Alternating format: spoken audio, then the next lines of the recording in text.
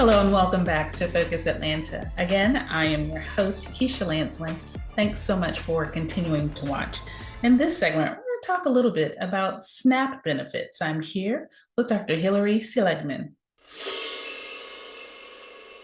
My name is Hilary Seligman. I am a professor of medicine at the University of California, San Francisco, where I study the effect of food insecurity on health across the life course from birth to older age, and the impact of federal nutrition policies on supporting health and food insecurity in the U.S.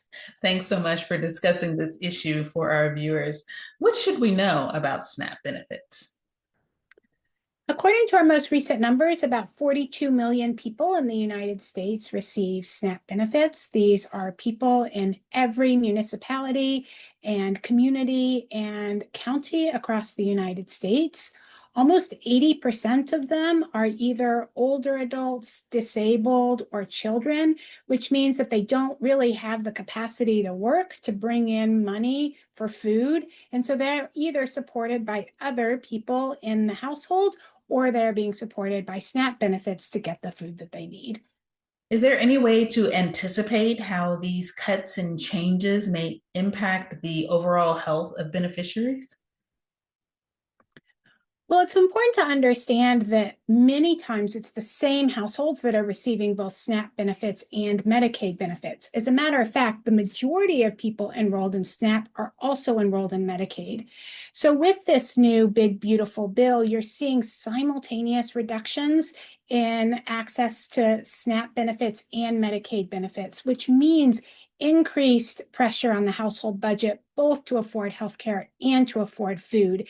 And that just puts low-income households in the United States at really high pressure to make ends meet from month to month.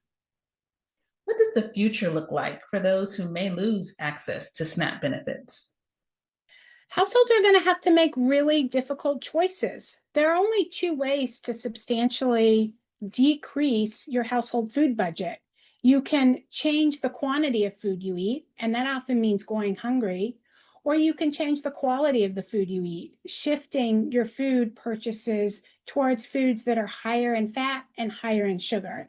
And we know foods that are higher in fat and higher than sugar, even though they cost less, they tend to create risk for obesity, diabetes, high blood pressure, and other chronic diseases that are big challenges for the health of the U.S. How will these federal changes impact families here on the local level? We expect that the big, beautiful bill is going to reduce substantially the number of people who are enrolled in SNAP benefits. This is for three reasons. One is that there are changes to work requirements that is going to make it more difficult for some Americans to show that they're eligible for SNAP benefits. The second is because the bill will increase the amount of money that states, instead of the federal government, are paying to provide SNAP benefits. And that means there will likely be reductions in the capacity of the state to support people. And then the third is because it will reduce benefit levels over time. And with reduced benefit levels, people often feel as if it's not even worth it to enroll anymore. Please stay tuned to more Focus Atlanta. We'll be right back.